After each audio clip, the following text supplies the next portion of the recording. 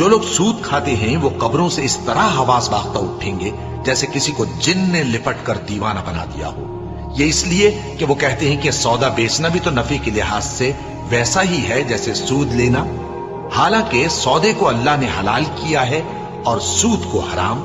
تو جس شخص کے پاس اللہ کی نصیحت پہنچی اور وہ سود لینے سے باز آ گیا تو جو پہلے ہو چکا وہ اس کا، اور قیامت میں اس کا معاملہ اللہ کے سپرد.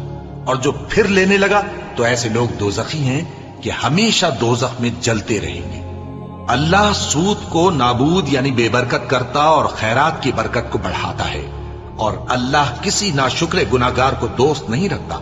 جو لوگ ایمان لائے اور نیک عمل کرتے اور نماز پڑھتے اور زکات دیتے رہے، ان کو ان کے کاموں کا صلہ اللہ کے ہاں ملے گا، اور قیامت کے دن ان کو نہ کچھ خوف ہوگا اور نہ وہ غمناک ہوں گے.